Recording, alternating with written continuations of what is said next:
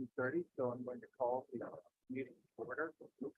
And for the time to see who's here, so we'll start over with Frank and then people to play.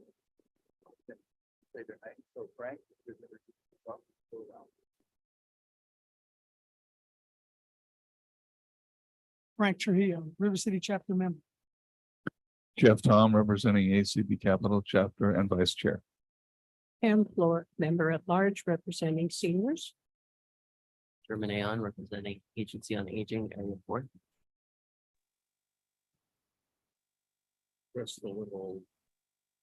Yeah, there we go. Okay. Hi, I'm Margie Donovan, member at large.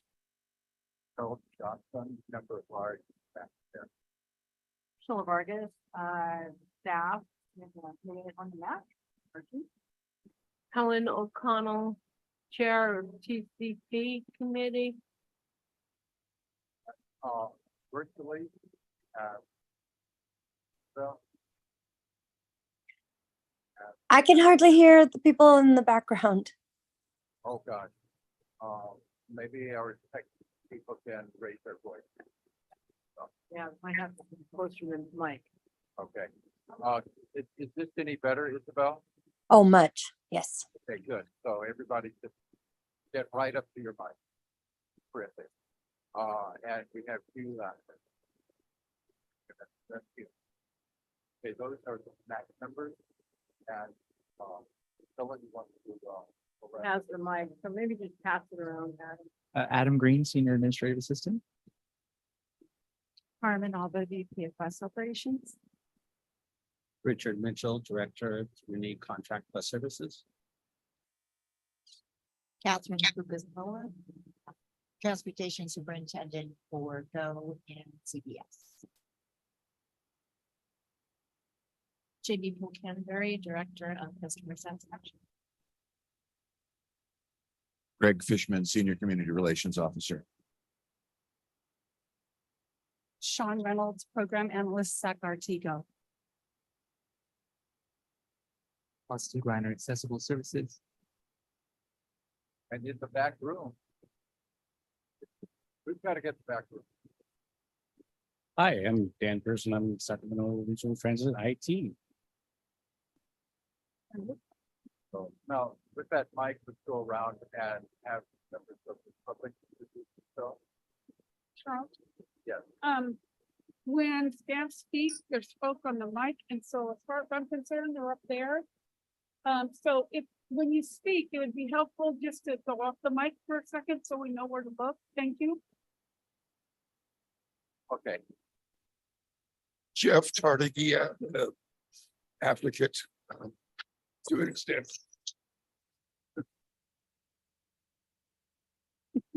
Jackie Tatro.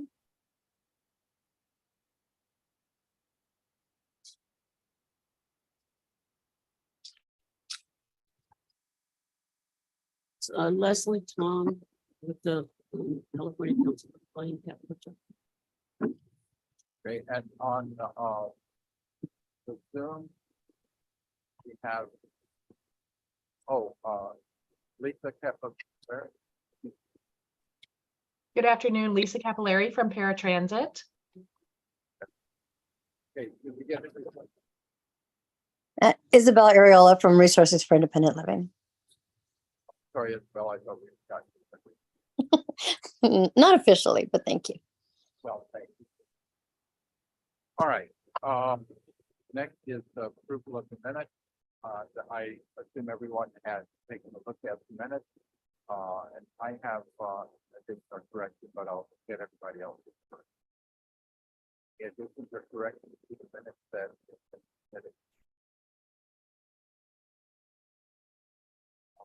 I have, correct. Okay, this is on, page 2 and, item B. And, okay, there we go. And it's, reads, SAC Artigo supplemental services. Then there's the word magnetic. I have scratched that out and added new site. Okay. And then, in the first paragraph, the, second full sentence says, the new adhesive signage has been designed for high visibility. Past issues have included the magnetic signage falling off or scratching. The language there is clear code. I scratched that out and have paint on the door. The next sentence, user will ensure in the app for driver pre-inspection that drivers are using the new signage.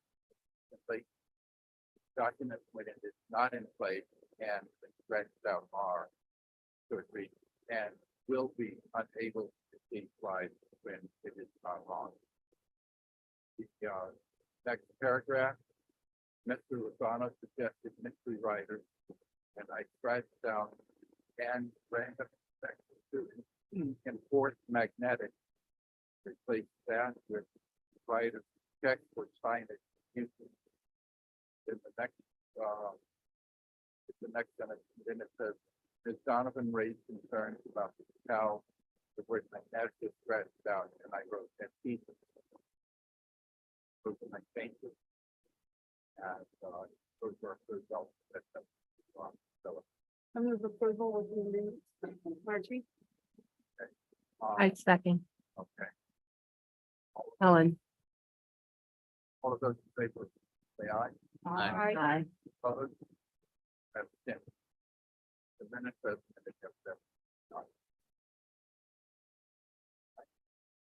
so I will give them a copy.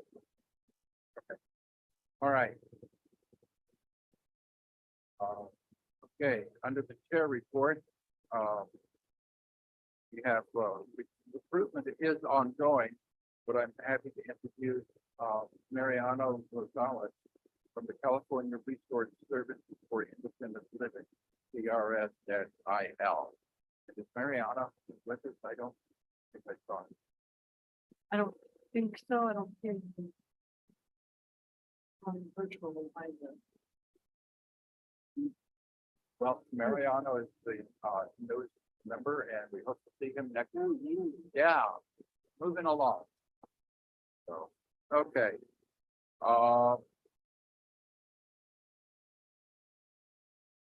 Okay, I have skipped public comment, and I see Jeff Cartier with his hand up. Somebody please get Jeff the microphone.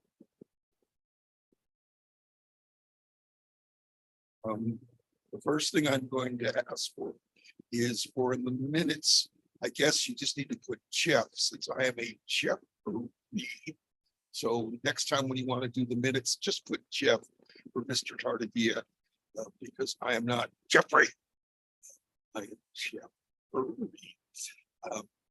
Since you made it that you cannot put out for correction of the minutes for public comment, this is now how it's being introduced to public comment. The second thing I will ask and say is thank you that Eugene is recovering well. Okay, you heard that for one of the DAC members. The other thing I will offer and say is this probably goes to Priscilla. I hope, Priscilla, you have been able to see your report about when the elevator was down up at I-80. I'm hoping that somewhere that gets reported back to the map. I was informed that it was down yesterday morning at 7 o'clock, 8 o'clock. I don't know whether shuttle service was provided or not. The other thing I'm going to make a public comment on is at the bus shelter right outside here and at various other ones, there was a SACOG, a tool to produce the sound and record of when the buses were coming. Many of them are out of service. I believe the MAC should be examining and finding out, whether there's something ongoing to provide at bus shelters when buses are going to be coming. It was a experimental project.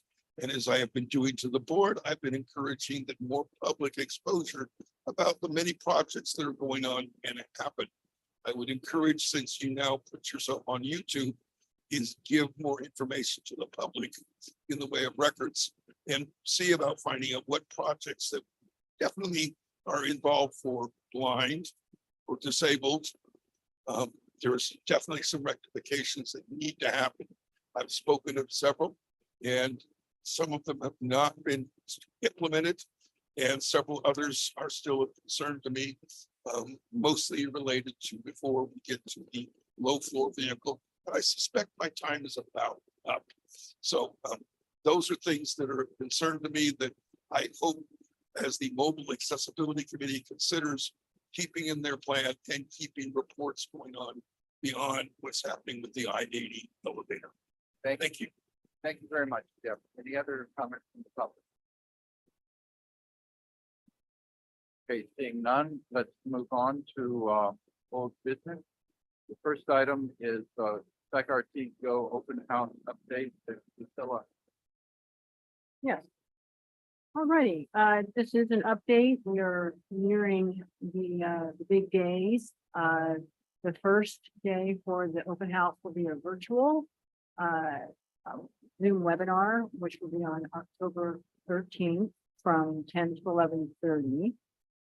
That will just be staff in the auditorium conducting the virtual webinar with anyone that's calling through from Sacramento Go ridership. Then on October 14th, we have our in-person open house, and that will be at the Pinell Community Center. And that starts at 1 till 3. We will, I mean, it's a very nice facility. It should work so much better for anyone that's attending to be able to get in, out. It's just a really nice place to be, very big. That will also consist of refreshments, so we will have something for folks when they come in during the open house. Still finalizing the agenda. We have sent out the postcard and we are sending, we sent out email and we're working on some of the other accessible formats and contacting folks that would need the information in Braille. So that was an oversight on my part, and I think Margie for pinging me on that. I'm not sure if there's anything else from the open house that I might be missing, but we'll have plenty of SacRT staff there. And I think that's probably it. Was Richard or Carmen, did I miss anything? Okay, cool. Margie, you had your hand. Yeah, two things. Will user be present?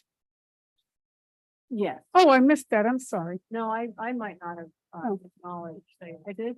User will be present. I'm not sure exactly how many folks Okay. will have user there. And, one of the other individuals that I know will be in attendance will be someone from VIA. Some of the folks will be on Smart Ride as well. And my second thing, I want to express for the record, I'm very disappointed that what went out did not announce a scent-free environment. After the last one, I was very ill. I mentioned it at the MAC meeting. And I believe it was Carmen that said that would be announced for future meetings. And as a result, I don't get to attend, and I don't get to attend via Zoom because that's during the time in which I host a adjustment to sight loss group for newly blinded people. And I'm really disappointed that RT did not announce that. Thank you. Thank you, Margie. I just really commend SacRT for using the Pinell Center. Wonderful place, great community. I used to work down in that neighborhood, and it is a good resource. Plus, that brings the community. I would think you'd have a very good turnout in that community. So, good choice to move out into the public like that. South Sacramento, between Florida and Superville. Okay, any other comments from members of the MAC? Jeff Cardigia.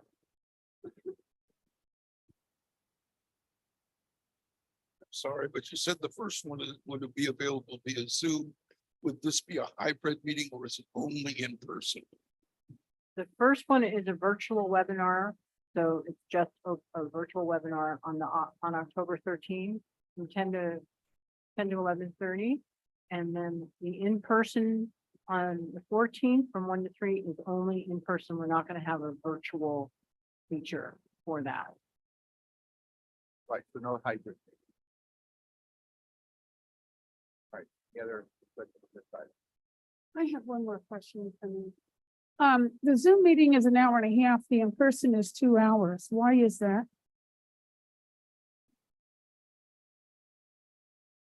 No, I'm not, I'm kind of lost to respond. There wasn't any particular reason. Priscilla, this is, Go ahead, Carmen. Carmen, Carmen's gonna come to the rescue on that. Thank you, Carmen. I'm Nalva. I'm happy to respond to that.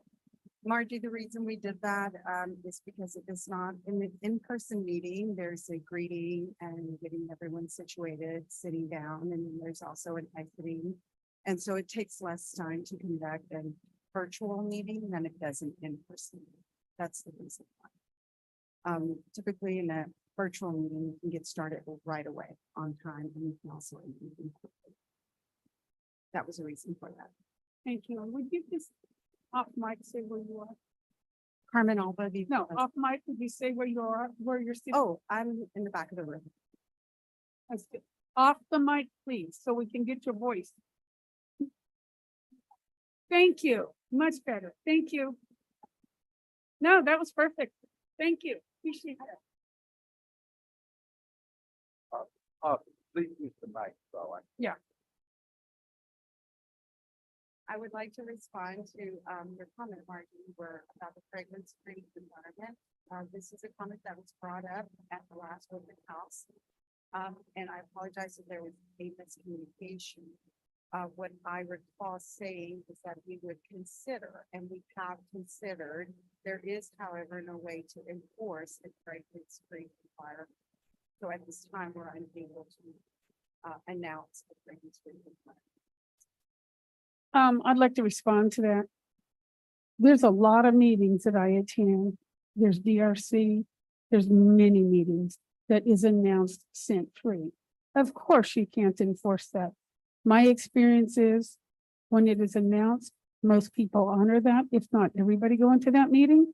And while environmental allergies are not considered a disability, since my TBI, I have very serious environmental allergies and I get very sick. And I think just because you can't enforce it is unfortunately not a good enough reason to put it out there. Thank you. Thank you. Jeff Tom. Yeah, I'm actually going to, Margie and I don't always agree, as Margie will attest. Yes. But on this, I completely agree with Margie's sentiment. Because Wait, is it recorded? yeah, it might be. Because I too am involved in a lot of disability centric meetings, and this is really normal behavior nowadays to make that kind of announcement. And the fact that we haven't done it in RT and that this body hasn't asked for it or whatever, I think that it is incumbent upon RT to look at that in the context of disability etiquette, because I think we need to, for this type of meeting, attempt to have that in the future. Thank you, Jeff. I'll get Pam and then go back to Carl. Just real quick, yeah, I have severe perfume allergies and I'm not categorized as disabled. This is a common thing, and fortunately, perfumes are rarely used anymore. However, to announce it at the beginning of a meeting is a bit late. Yeah. You know, maybe in the announcements, there could be something put in out of respect, blah, blah, blah. But there will be clueless people who don't, you know, follow everything. My recourse is I get away. That's all I can do. Okay, thanks. Okay, Carmen. Yes, so when I just said that we were not prepared for that now, because we did not be able to enforce, that was not our final decision. I'm responding to that now because I wanted to clarify that I had not made a commitment. We are, it's an ongoing consideration. We will move that up our priority list. We consider, we will come back to this, advisory and maybe we do want to accommodate everything. And so we will come back with our, with a plan. Could I ask a question? Is there, to your knowledge, any particular impediment to just making the amount that's supposed to be right? You know, we did involve our legal department in this discussion. I would rather, let me have a follow-up discussion with that and move on to that. Right. Great, thanks, Carmen. Thanks for everybody. Discussion on this. All right, anything else on, upcoming? Great, good. Let's move on to, item B under old business. Sacramento Paratransit Service Operation Report. Mr. Mitchell, welcome and thanks for coming to give your quarterly report. And can you say where you are in the room, Mike? Thank you. Perfect, thank you. That's so helpful. Good afternoon, Chair Johnson and members. I'd like to first off introduce my new superintendent for SACRT Go and also community bus services, which really is the bulk of Smart Ride. So it's Catherine Kupasawa, and then I'll let her give you a little bit of her background. Good afternoon. Margie. Thank you. Now I know where the podium is. Thank you. Yes. I do familiar faces, and I have been away for about 8 years. 2012, I started as a paratransit driver. And then came in as a dispatcher. In 2016, I departed from Soul Trans as their lead dispatcher, in which I managed their fixed route and express route and their paratransit services. And I just came into this application superintendent position on September 18th. So it's good to see familiar faces, be back in the environment, and I'm here for passengers and to support our drivers, for everybody. Welcome and thanks for coming aboard. I know that Richard is happy to have you. Okay, so now we can go to our quarterly update on SACRT Go paratransit performance. So I'll start with the SACRT Go paratransit service ridership. And so it's broken down into two categories of what SACRT Go provides and what user provides in the ridership, and then a total. So for the month of July, SACRT Go ridership was 20,818. User ridership was 5,533, with the total ridership of 26,351. So that number has been pretty consistent over the prior 3 months, being in the 26,000. Now in August 2023, the SACRT Go ridership was 22,207, with the user ridership 6,808, with a total ridership of 29,015. You can see that was a considerable jump of almost 3,000 riders in 1 month. Then September, our past month, was 21,134 for the SACRT Go ridership. And then for the user ridership was 6,932, with a total ridership for that month of September at 28,066. So far for the first quarter, we're on our total numbers for the SACRT Go ridership is 64,159. For the user ridership, 19,273. And our total ridership for the quarter is 83,432. So now the other side of that is how's our on-time performance going? And looking at The month of July 2023, the SAC-RT Go on-time performance was 83%. The user on-time performance was 99%, with a total combined on-time performance of 86%.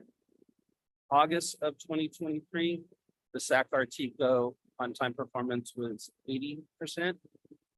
The user on-time performance was 99%, with a combined on-time performance of 85%. And then in September of 2023, our on-time performance for Go was 77%. The user on-time performance was 99, with a combined total of 82%. So we definitely are having challenges with the increased ridership. And we're addressing that. We've had some hiring events during the month of September. And currently we have 7 operators that are in training, with hopefully another 3 or 4 to start in a couple of weeks. And we have a couple of operators coming back, which will definitely help us with our on-time performance. We're looking at additionally other opportunities in the way that we're re-looking at the software, re-looking at zones, looking at what our program can do to help with that. And just overall, just going through and revamping all of our parameters that we have set, looking at miles per hour, trying to make it so that we can be more on time of what is set in the program. Okay, so for the first quarter, you have a number of how many drivers you are able to hire?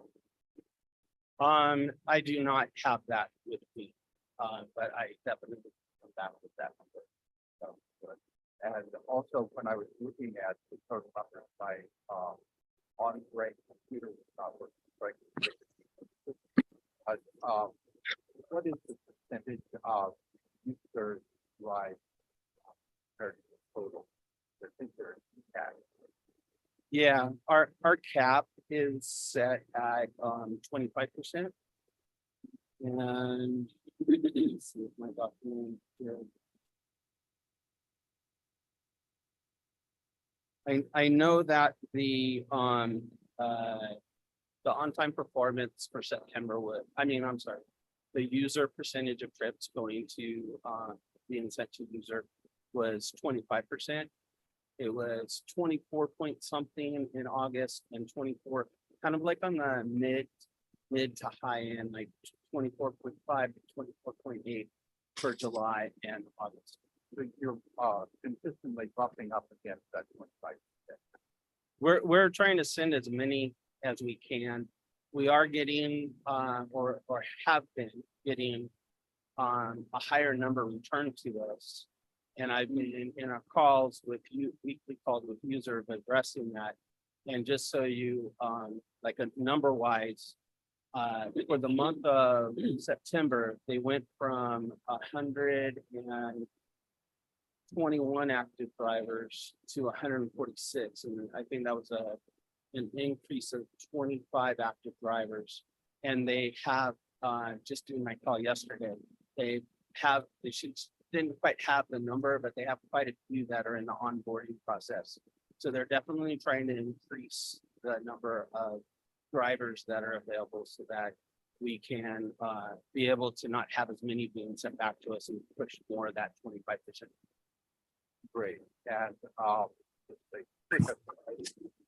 issue, how are those at now? At this point, the feedback I have gotten from users that all the drivers should have received the mic. And we still need to do some monitoring to see if, that those are actually on the windshields. One of the complaints that have come back, so they're not necessarily an adhesive as much as a window clean sticker type of, decal. We are looking at, based upon users' requests, to make it an adhesive sticker And they're researching their other clients to give us a feedback of is that the most common? Is it more of a window? I really don't know the term, but a window stick on, or is it an actual adhesive sticker? And they said that the user decal is an adhesive sticker. So we're looking at that. And also I do have it in my notes that when we go back to reprint, whatever we do, that the yellow will be outlined so that it's more visible, so that it isn't harder. It isn't as hard.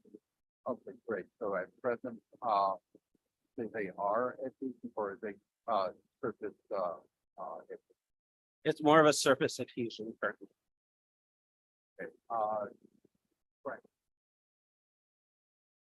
Past 9 months, how many drivers have been lost or segments have gone through and not? I can come back with that information. I do not have that. I know that you guys keep losing the drivers going to fixed bus routes as well as, can't remember. But I know you keep losing them. Are you guys gonna start paying them more money? To keep them? We have addressed that and recently we're able to settle on a new agreement with the union, which gave I think it was, I don't have the exact dollar amount of how many dollars we increased, but it was an increase in their salary, in an attempt to hope to keep the drivers. In the last 2 weeks, I've seen 7 user drivers, no stickers. No stickers. So they're being dishonest. Even though I don't use user anymore, so I don't have to file complaints with I still be filing complaints. Like none of them have been resolved. Not one has been resolved. So now I'm on Sacramento to go 100%. That is much better. Much better. I'll consider getting rid of it. Completely. okay, It's right, not helping. right. Thank you for that. I think that, okay, Martin, then I will call it. Let me just interject, just to follow up, that we can have HR present at the next meeting. Okay, see if I can remember, I'm sorry. Oh, an observation that does affect on-time performance. When I'm on a shared ride, let's say frequently, we'll pull up to a grocery store up in Folsom, and the person is just getting online, and we're into their window. And even though we know it's gonna be for more than the 5 minutes, dispatch always tells the drivers to wait. That affects on-time performance. It's got a rippling effect for the rest of the day. The other thing I want to do is talk about go drivers. As everyone in this room knows, in June, I suffered a pretty serious concussion. And I'm still dealing with pretty serious effects of it. And I want to talk about our wonderful drivers up in Folsom. They know I'm out as soon as I hear the bus at my door. And I'm going to try not to cry, but part of my effects is depression and being very tearful. But if I'm not outside and they don't see me coming out, they know it's not a good day for me. Every one of those drivers come to my door, ring the doorbell, and offer me their arm. So these drivers are incredible that they're paying that close of attention. They all know about my brain injury. And I'm so grateful for these drivers that they're so attentive to whether I need to take the arm, I'm having a really bad dizzy day or not. And they've all been very kind, helpful. If I need help getting on the bus, they've been very helpful. So kudos to those drivers. Thank you. I can respond to part of Martin's statement. But one, first of all, thank you for the feedback about our drivers. And then the other part is the waiting the 5 minutes when we arrive. Definitely, that is an opportunity for improvement. We are aware of that.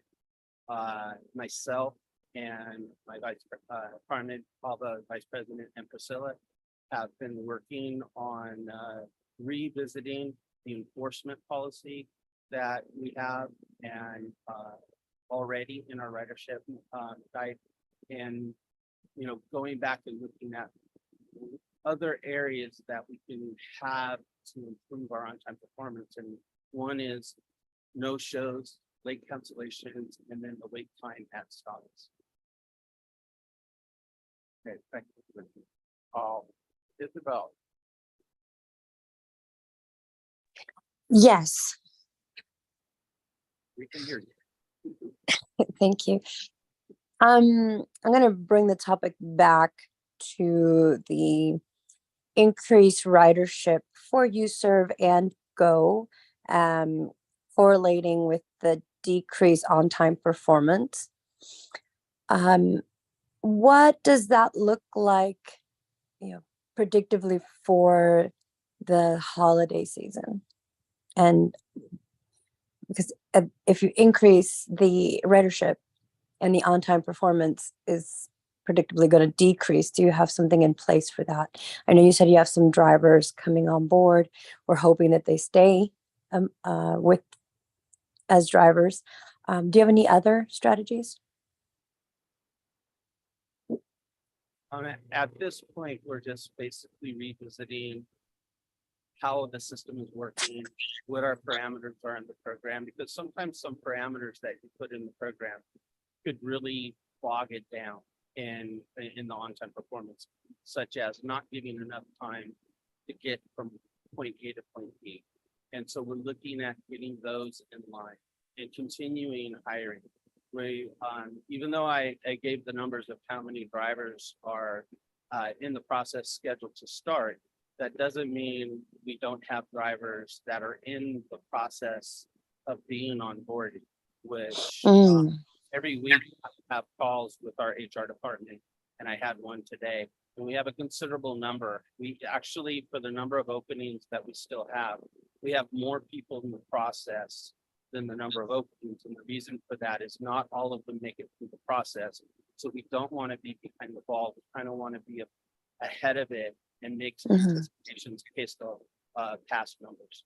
So, that's, besides just revisiting our process, revisiting how the system is working, looking at the number of drivers we have, and then just preparing for the holiday season, which is always a challenge.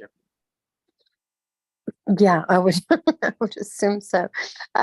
Also, question. I was just as you discuss revamping a system, Lyft has a system where it's giving you kind of a live update at how far your driver is, whether it's 10 minutes, and then sometimes they stall at 10 minutes, but they're stalling there, and then they give you a buzz, where your phone buzzes, not just a text message. Is there any way that could be incorporated into at least in the app that Go is using? We are currently discussing with our provider of our software, EcoLane, the functionality of the app. And we're looking at how, we realize the app is underutilized. How can we have the app utilized more? What do we need to do to change this app? And there's some challenges with that based upon the software company that we are using at this point. So we definitely are looking at, in the future, when we do get another software company in, if that happens, what kind of functionality we need in that app so that we can detail it out in the scope of work. And we've been working on that behind the scenes at what kind of scope of work, like what do we want the functionality of the app? How do we want the app to be able to, or the program, not necessarily the app. It's really the main program interacting and contacting the passengers, giving them alerts so that it can be more in line with the Ubers and the Lyfts and their very, dynamic software that they've been able to develop. Yeah. And I realize that the funding stream, is pretty different for you guys than it is for Lyft and Uber. But if they've already broke ground, then my thinking is that piggybacking on that, is more easily integrated for paratransit. I'm sorry, I had one more other thought and I lost it. So that'll be it for me. Thank you. Thank you, Isabel, and for the increased utility of the app. I second Isabel's commentary. The software issue not easily solved, but it's for testing is really quite important to be able to see when the bus might be there. Right now, the available information.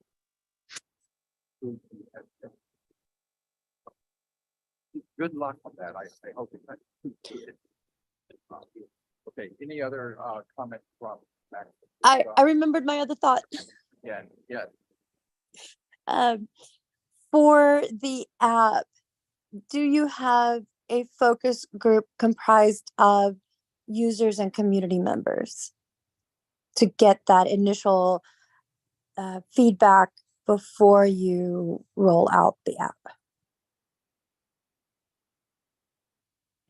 Can I respond, Richard? 'Cause I think this group, the Mobility Advisory Council, is that group, and there's a number of people that definitely advise and guide SAC-RT. So I would first say it would be the MAC, and certainly if we need to tap into other expertise that may not be of a MAC members at the MAC members level, we would do that as well. Hopefully that it answers your question. And now you're on the map, so you're going to be helping us out as well. Well, that just works out really naturally, doesn't it? That's excellent. I was just thinking of randomly selected users, active users from the community. So it's not just us, but you're getting other people maybe with less connection, but equal voice. Okay, thank you, Isabel. Good, and Isabel, thank you for that. That's good observation. Thank Okay, you. Anything else from the MAC? Okay, any questions, public? Yeah.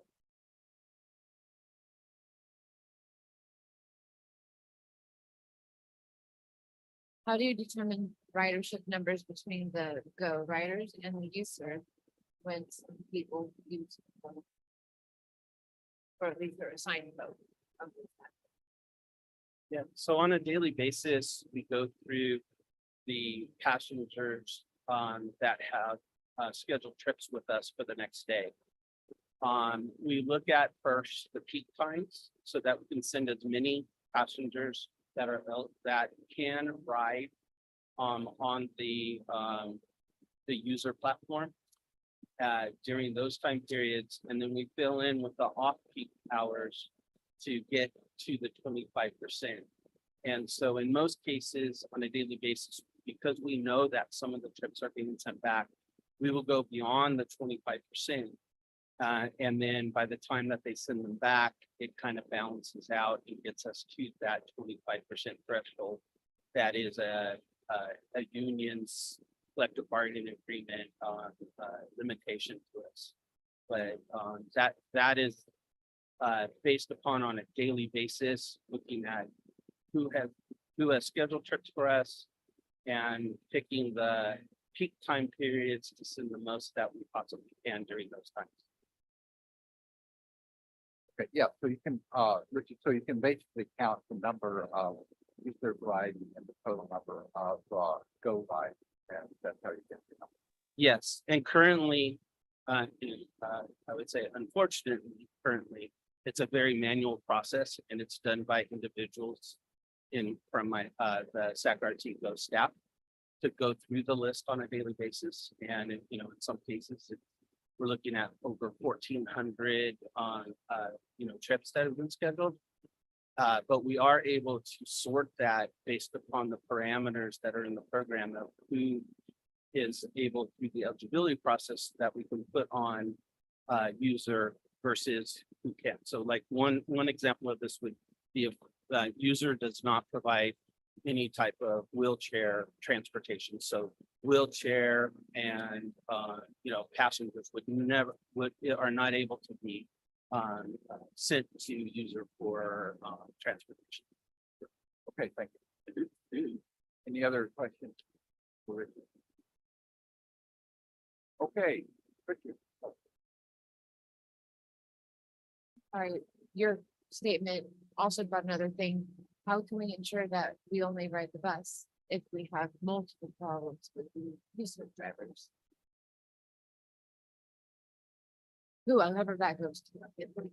Yeah, that's an evaluation process of being on, go only, or being able to be put to both user and go. And, I mean, if there are some issues in writing the user, you definitely can call and talk to Kathy St. John, my operation manager, or even Catherine Fukasawa, my superintendent, and then we definitely can go through and evaluate that. Okay, thank you. Jeff, hard to get. In other service organizations that transport, how do you designate the service animal? Just curious when this, I'm presuming VIA uses some or is VIA excluded as having carrying a service animal. I don't understand your question. Oh, okay. I will say in Los Angeles, the Beverly Hills Taxi was employed as service. When they went to the side of the blind, they didn't realize they had a service animal to pick up. And so there was complications of trying to accommodate a service animal in the vehicle of Beverly Hills Taxi to drive. So just curious, you heard of some evaluations and things you're not doing it for dealing with wheelchairs via service. Is a service animal being used? And is a criteria marked somewhere that you're using a service animal in its vehicles? Is that understandable? Yeah, I'll defer this to Priscilla because she goes through evaluating that process with her team. Actually, when we do determine eligibility for an applicant, and if they do have a service animal, that is indicated in the database, and it's captured there.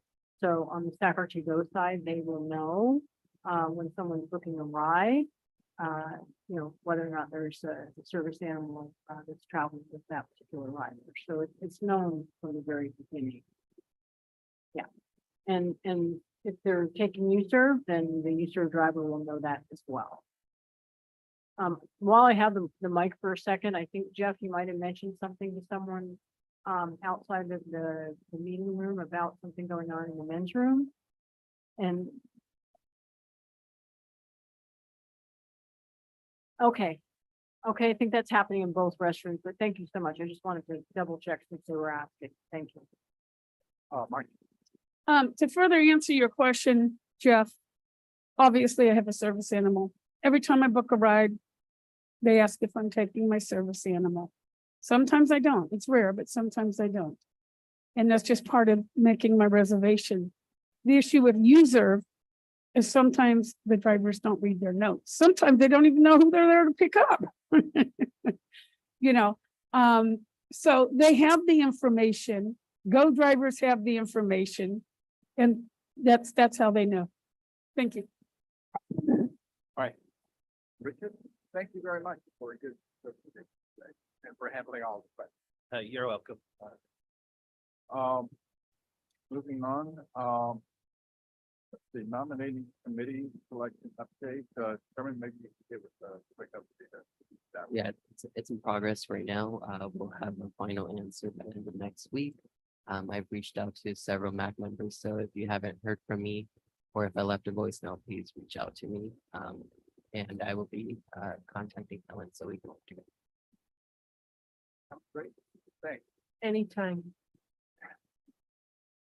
Okay, moving on to new business, the Access and Infrastructure Committee chair update last meeting, and unfortunately neither Dean or Alan are able to send today, so we will table this item and hopefully have it, next month.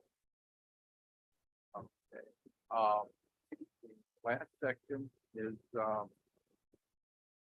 announcement, council members, that's for information. Council members, but for information are now. Okay, German Bird. So I just have a question about cooling centers. I know that SAC-RT is providing free transportation whenever there's a cooling center, and I just wanted to know, is anyone using that? And are we able to get that data? I'm not prepared to answer that question at the moment, but thank you for asking it, and I'll see who I can defer to. I'm not sure about here. You can answer? Thanks, Blanca.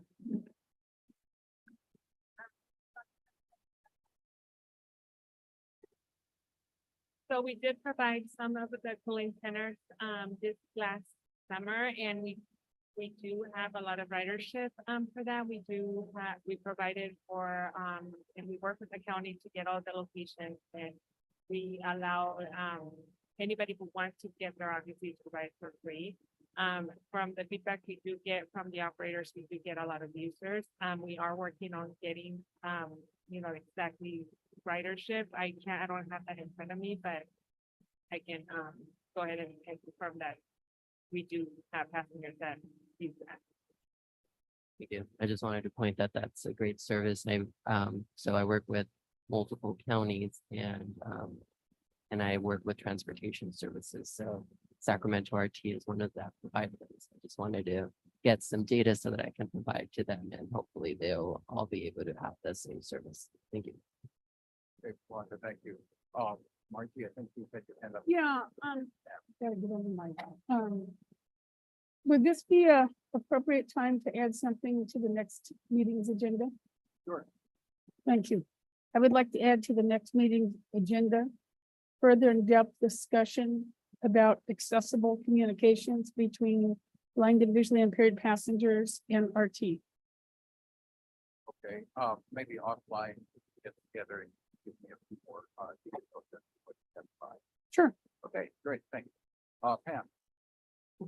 Regarding the cooling centers, what about the other emergency type things like when it's cold, there's like warning centers, high wind, I don't know what else they do.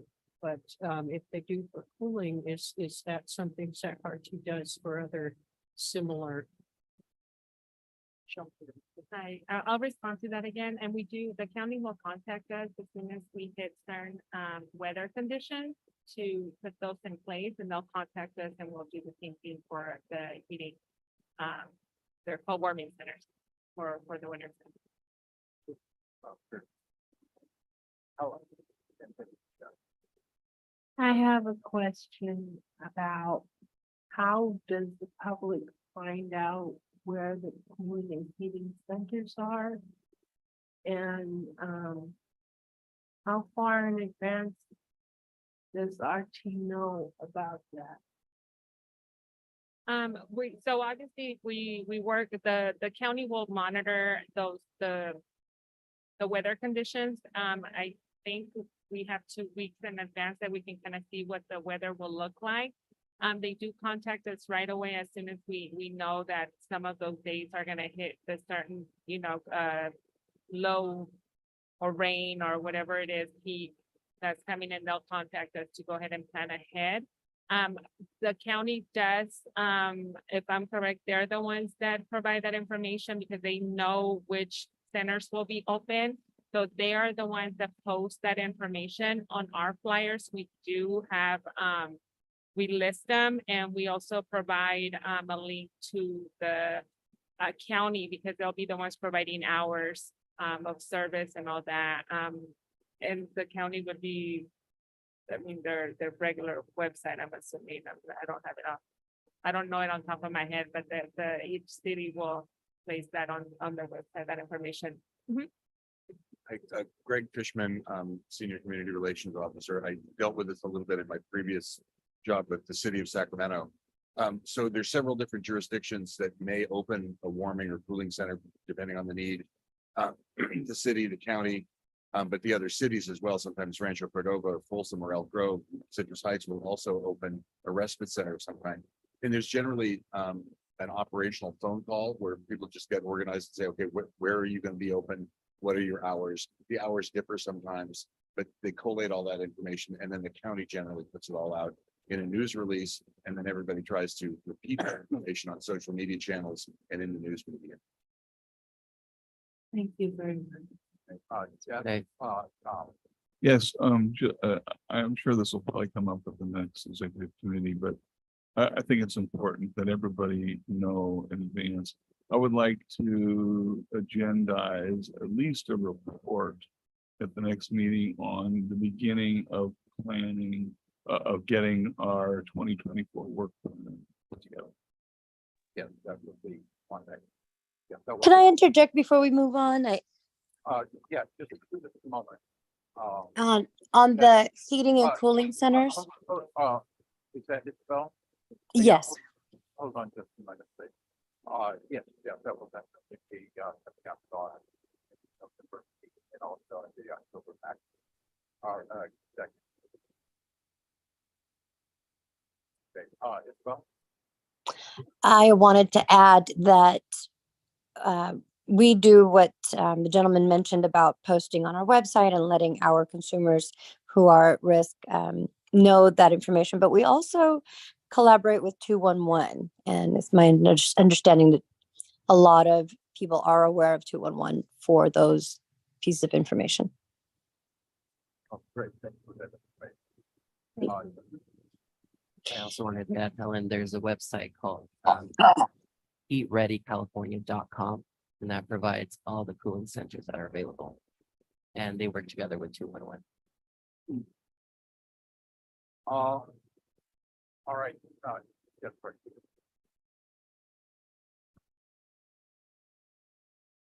Sorry, I was gonna say, in many of the senior centers, there is the flyer dealing with this transportation. But I have not seen it at the libraries, and the homeless use the libraries to a great extent. It's just an outreach effort that someone maybe needs to re-examine. Thank you. So I think communication of these facilities when they're open stuff is well beyond the fact, but good for us to be involved in those other things. Anything? All right, I do have one principle announcement that became a grad partner with the people. Yay! What's his name? Congratulations. What's his name? His name is Benjamin David Conley. Oh, right there. So, yeah. Okay, anything else? All right, do I hear a motion for adjournment? Oh, no. Second. Oh, Pam, second. All right, all those in favor say aye. Aye. Opposed, we'll say that next time. Very good. It is over, baby. Yeah, we are, with a record meeting.